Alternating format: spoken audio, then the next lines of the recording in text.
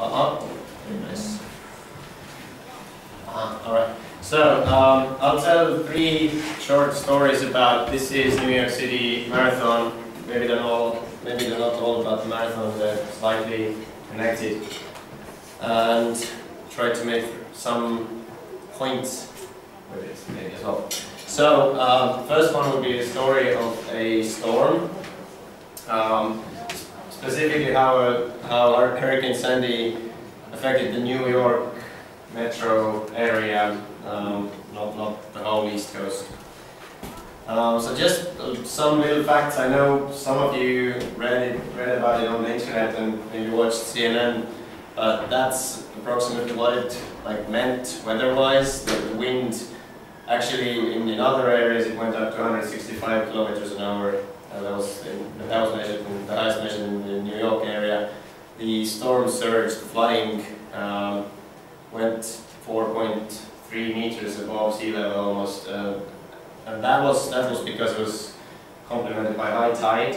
A not so recent big hurricane in 1821 came at low tide, about the same surge, and it didn't cause that much damage. Only 48 people dead. I say only because if this had happened in a less prepared area, this might have been way worse. And hundreds of homes destroyed, a lot of them flooded, just like floated out of place off their foundation somewhere. Building standards are not quite ready for such weather effects yet, and some of them, over 100 of them, just burned down because of explosions related to electrical cables and power plants. And there was, and still is actually, widespread loss of electricity. The whole count would have been 8.6 million people in New York. It was less right after the storm. And just as a personal experience, my colleague who lives in Lower Manhattan got back to his apartment 2 days ago. So he's been living at his friends and working from there for 2 weeks. So it's for literally millions of people, it took a while for the electricity to be back. And there was a total shutdown of the subway system. It's slightly larger than TTK. It has about 5.3 million daily riders. So if 5.3 million people can't take the subway, and it's not a nice subway system, it has rats in it. So then those 5.3 million usually need to take the subway. So if they can't do their daily rides, you can start calculating what this means to the economy. That stayed like this for days. They opened up line by line as they cleaned the tunnels of water. And of course they also, it meant the closing of the road tunnels between Manhattan and the rest of the area, and bridges as well, for like a day or two. And New York Stock Exchange was closed for 2 days. Those of you that follow the finances of the world, that might mean something too. And so the estimated, I just read, this was 2 days ago, I read that the governor of the state of New York said that the state of New York, including New York City, the estimated loss for just that state, that's not counting New Jersey, which is basically the same, and Connecticut, which are the same, which is the same economic area, the tri-state area. That's just New York State alone, 30 billion US dollars. So it was quite a big event. And so that was my introduction. And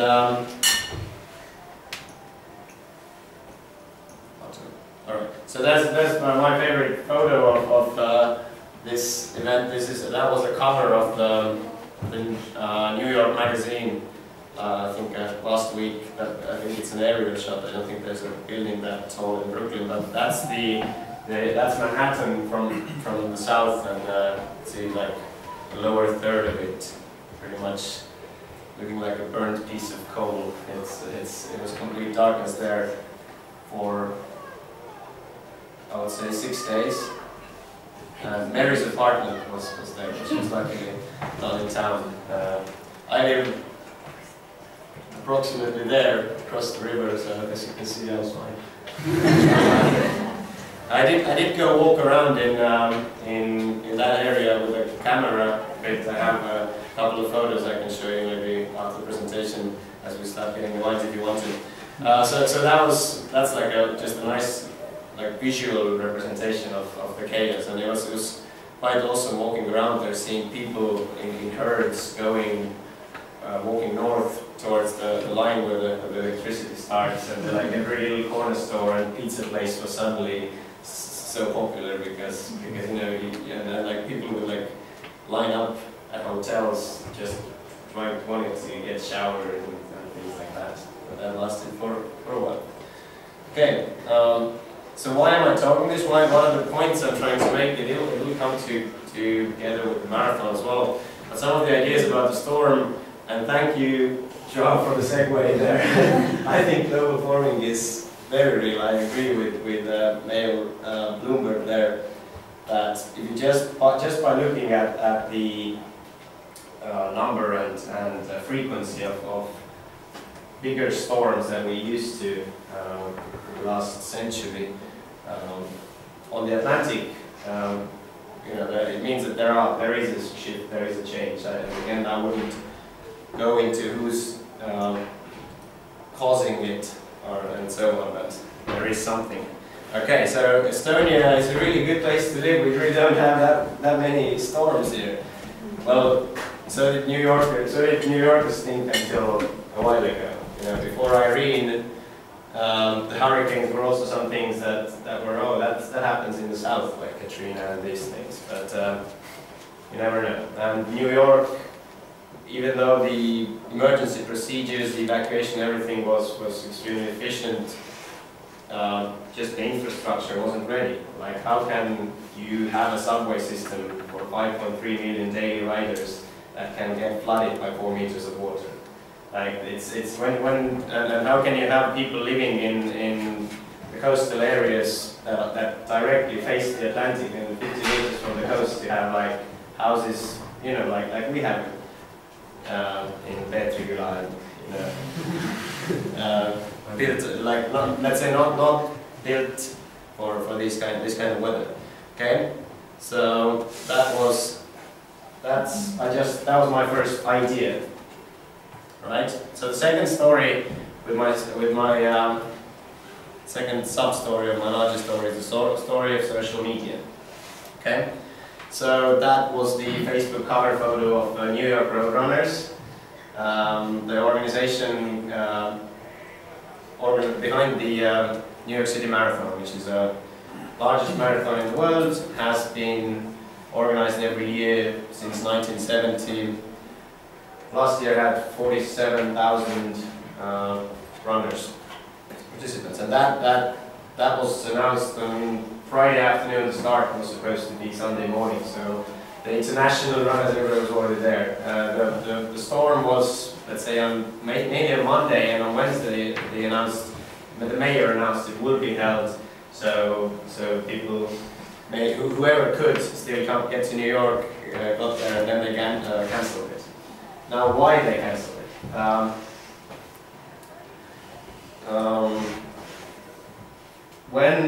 Ever since the storm, and when the Roadrunners wouldn't issue a statement saying if it's cancelled or not, and they were saying that it's going to be the mayor's decision. They still have the resources after the storm to hold the marathon, but it's, you know, it has to be above them to decide this. Ever since a wave of criticism started on social media and media as a whole, and after. When on Wednesday, then 2 days after the storm, the mayor announced that it will be held, the shitstorm began. And it grew stronger every day, also because the subways weren't still running, there was still no electricity, and they were still, the rescue workers were still in some areas of the 5 boroughs of New York City and also the New Jersey coastline. They were still evacuating people that didn't evacuate on time, and they were still like discovering dead bodies under floodwaters and so on. So the general notion like wider public was that it would be disgraceful to hold a marathon, and the other argument was that the marathon will draw resources that could otherwise be used to recover from the storm.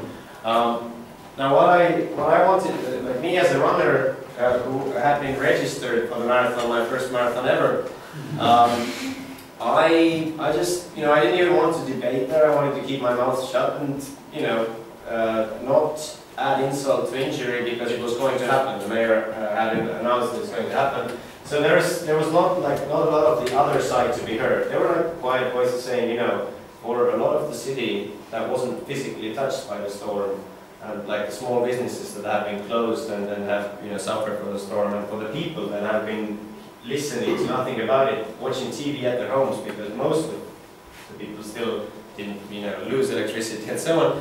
For them, it might be a good idea to have an event which year by year has brought so much joy and excitement to the city.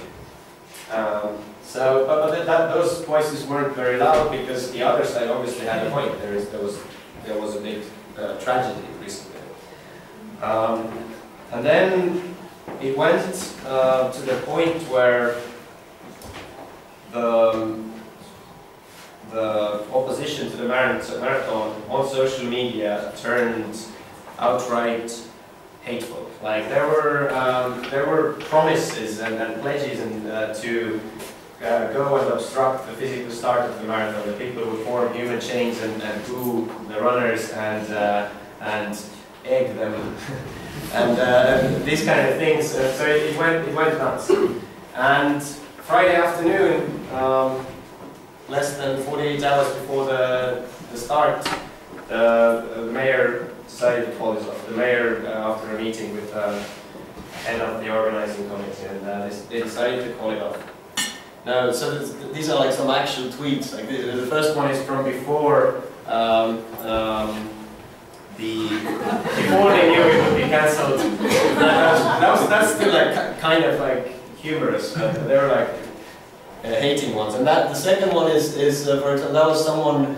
That was like the attitude after Friday afternoon. Like they were like, "Oh, yeah, good for you that you're cancelling it now, but you should have cancelled it right away, and this is, you're still bad." This, I just checked their Twitter feed and the Facebook feed that there is New York Roadrunners, the organization behind the marathon, and it's still filled with like, it's just like now they're publicly debating on their wall whether their whole board should resign and so on.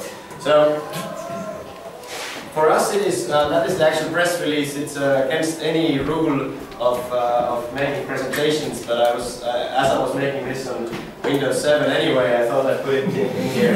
I put such a long text there. That's a piece of the press release. I think it's actually very well worded in a way that this is actually why I think it was a good idea to cancel the marathon.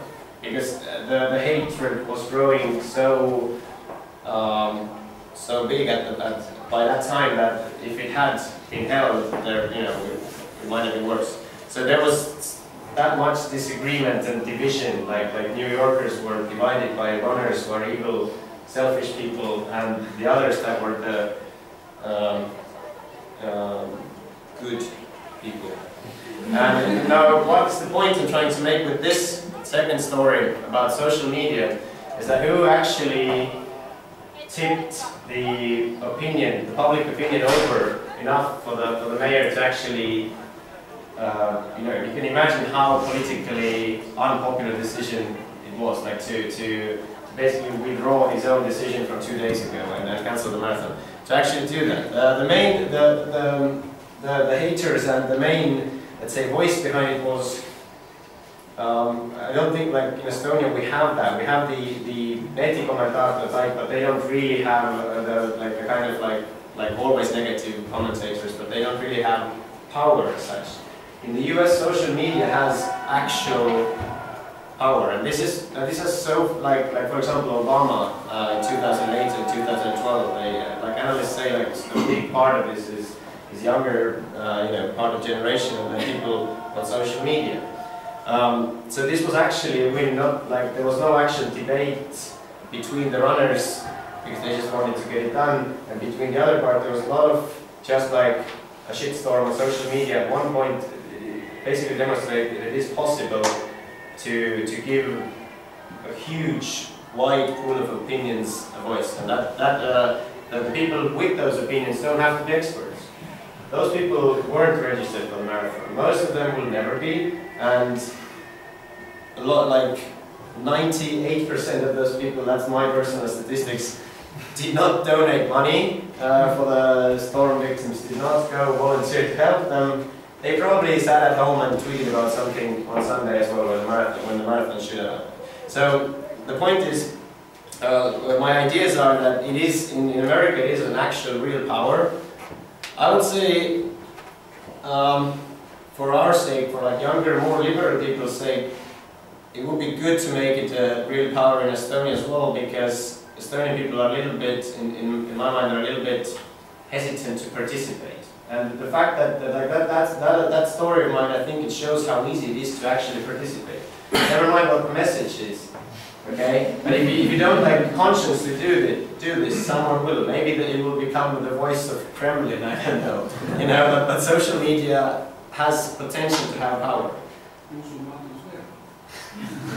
Yes, and so yeah, the power of opinions, even if those opinions are not experts' opinions, it will be heard, and if there are enough people, it will actually become powerful. Now, what does that sound like? Democracy. Yes. Like, a lot of people thought that this is, like what I'm like describing right now, it's outrageous, it means the end of the world. But a lot of people thought that about when, you know, women gain voting rights, for example. They're not politically educated, how can you give the decision over a marathon to someone who's not running, who's not a politician, who's not a fundraiser? You know, that's my point. More democracy doesn't always mean more happiness for you. Okay, so that was my my second story of social media. My third one is oh, that's going to be high IT now. All right, I have to link this, which will open a sub presentation. The story of a personal achievement. We documented this a little bit on Mary's phone. So there's Mary, that's my girlfriend Mary. She's an American girl who hasn't run a marathon ever before, like myself. And on our first date, I asked her, because I had already, it's really hard to get into the New York City Marathon. You have to, like, if you don't win the lottery, you have to run one calendar year before. You have to run and qualify and like enough of the same organization's like weekly races, which I had done. So I already, like, I basically had a ticket. Or raise $3,600. Or you fundraise like a lot of money, like thousands of dollars. That's how the celebrities run it. You get a T-shirt that says "I run for kids," for example, and you trade $3,000 and you get in there. Thank you for that. So it was our first date, and I said, so you know, I'm pretty sure I'll get into the marathon. You want to run the marathon with me? She's like, you know, like half the things you do on a first date, and yes. And then in a while, I kind of started to follow up on that. In summer, I managed to get her registered, even though she didn't win the lottery, through a friend of mine who works for the Roadrunners. So we were training, we were like not drinking for a while and getting up at 6 a.m. and we're still talking about, we're like common people. I know that there were like actual athletic people in this room who to them might be like cute and funny, but bear with me. For a normal person, it is hard to run a marathon and to like go through the mental preparation of actually training for it. So yes, we did it, and of course for us it was a major personal tragedy, like that it got cancelled. So we decided to. So that's texting with Mary's sister. We had like gotten hotel rooms for her family to come from Philadelphia. They had made posters and so that's right after we found out, I think, that or something. So those were the sisters like trying to cheer her up. Maybe we should come to Philly tomorrow and we'll run and someone like just like something cute here. We can even plan the route past family member houses so you don't have to poop yourself. That is an actual thing when you're running a marathon. Like you have to, like, one thing you have to train is nutrition. Like on our first long runs, it's sometimes you don't eat right the night, the day before, and the morning before. It can get surprising. So on the actual marathon, you have this, you know, the porta potties, the plastic ones, on like every mile. And it gets nasty there. And then that's when we decided, actually. We decided that we're actually going to run it anyway. We're not going to run the course because that goes on streets and stuff, and you know, the streets have to be closed. So we took like, we took Map My Run, which is a, I don't know if you know, it's an application, it's a like program where you can, it's a phone app and a browser app that you can like plan a route, and it can like, and GPS tracks your route and like your time and pace and so on. So we basically mapped our 26.2 mile, which is 42 kilometers, route through our like favorite running spots where we had trained, like up the East River Park, across the city to across Manhattan to Central Park, down the west side of Manhattan, and started and ended by my house in Brooklyn. So we had this whole plan, and so we started our run with this, and it was this little kind of like a texting, taking pictures event. So we got pictures of that's Mary's niece holding a poster. So they were texting us pictures with the posters, and they were cheering from their home, and they were the app also allowed live tracking. So they like, and my father from here was also. It was a bit off for me. He was like, he said later that Google showed that I was running in the Hudson River. Anyway, it was very accurate. They could follow us on the map, and they would text us, and we would text them pictures. So this says, "Keep it up. You're a better running mate than Ryan." Meaning poor Ryan, the Mitt Romney's vice presidential candidate. Has to be playing. And yes, because it was our first and maybe last marathon, we did make cute matching outfits. Yes. Be proud. Yes. All right. So yeah, we were like basically running, having fun, taking pictures. Time was running. So there were a lot of other people, because the international crowd had already reached New York City. There were actually a lot of other people that had some even wearing their numbers and that had come out that day to either run their own marathon or like run something. Like you later see some shots of Central Park. It was crazy. There were an estimated 20,000 people unorganized running in Central Park. that's down by the East River. There's an Asian group of Asian tourists running. They were wearing nice outfits. That's Mary. That's me in the UN building. That's one of the Trump towers. Yeah, we were clearly running really hard. we had been training hard for it. What do we have here? Upper East Side. There's a 6-month-old baby holding, or not holding, but crawling on a poster that says, our legs, our feet are hurting from all the ass you're kicking, or something like that. They're very cute posters. Her sisters have history of cheerleading. Yes, our cute t-shirts said emergency contact, and the arrows pointed to each other. We got like many compliments from people coming from behind us, being tacky. And that's somewhere on Park Avenue on our way to Central Park. That's Park Avenue. That's oh, we're getting to Central Park. Gotta do my hair. And that's Central Park. That's just when we got there. Like, and there were people that had still come out that had brought their own water bottles. Like one major argument was that the roadrunners had purchased or gotten from their sponsors like tons of like water and Gatorade and snacks, while there were people still starving that had to be rescued. So that was one of the big counter arguments. So in Central Park that day there were people that had brought their own water. That's half marathon. Yeah, that's half point. Still smiling. Still in Central Park. That poster says, "Oh, that's for me actually. It says, 'Go Kristjan, pay now, beer later.'" Okay, and there's a 3-year-old holding it, and she didn't really understand what the marathon is, but she thought it was fun to pose for pictures. That's one of the famous fountain in Central Park. Something that's statue of Eleanor Roosevelt. And that's when we got to like the west side where we usually train, which is like kind of like home turf, so we were celebrating here. And then then the other they got tired before us. They stopped texting us like, you guys are amazing, and that's the same. Those are the same Asian people again. We like actually they had we were running in the opposite directions. Now they're not that smiley anymore. You can see that's mine 20 out of 26. Yeah. Hanging there, almost done. There's the Statue of Liberty is behind my head, and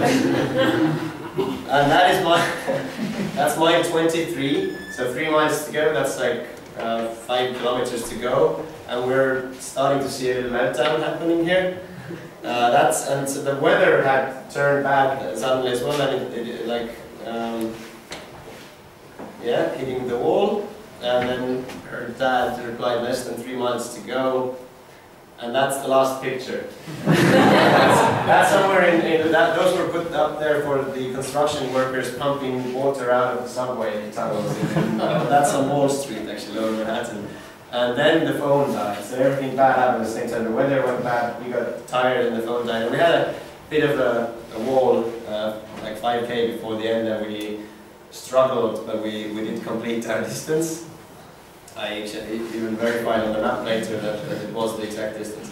So, oh wait, now I'm supposed to do one more? Oh, and it goes back. That's awesome. Wow. Now I'm back in the other presentation actually. So the idea is, so the point was,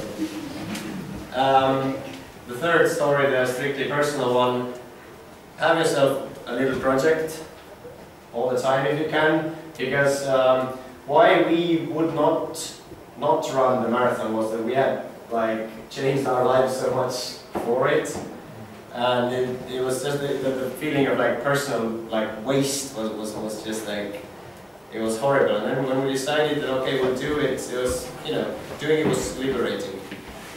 Another thing, endurance sports, training for endurance sports like marathons or triathlons, I don't know, maybe with triathlons, I've never tried one, it doesn't make you lose weight. If you want to like lose weight, do, I don't know, gym or aerobics or something, because you train, you run your long runs, you train so much, and then you get the feeling, at least I did, that you can eat whatever you want. Plus you have to do carb loading, like you have to eat more carbs than you usually do. So I actually gained weight with the marathon. That's my personal experience. And whenever you have a goal, you know, a personal something that you've set for yourself, you've set out to do something, get it done. Get it done even if they cancel the fucking event. Like, you don't need Gatorade or they say 2 million people, which is cheering on the course of that marathon on a normal year. You don't need that. You might have a little meltdown in the end, and you have to might walk and cry in the end. That was me, obviously. But you know, get it done because you said so. Thank you.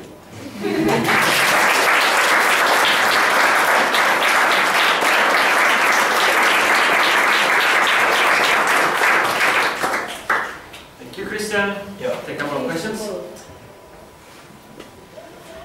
I have a question before the storm. Yeah. Did you get alarmed at all, or was it like, oh, the storm is here now? Or how was it in the media? Oh, it was all over the media. The whole city was divided into sections A, B, and C. C, I was safe. A there was mandatory evacuation, like you had to. So yeah, there was a lot of like alarming going on. Some people were ironic because it had been similar last year with Hurricane Irene, and in the end ended up not damaging New York City at all. So they were like, ah, it's another storm. But yeah, those were the few. Let's take one more question. Okay, I have one. Have you thought about competing the next year? Possibly, yeah. Well, I think we get like, I think they will give, they will admit anyone who were registered for this one. So we actually we have the entry if you want to. I think so, yeah. It's on. Yes,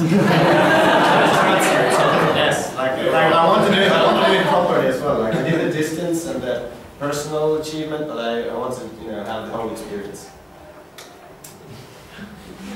Aitäh, Kristjan!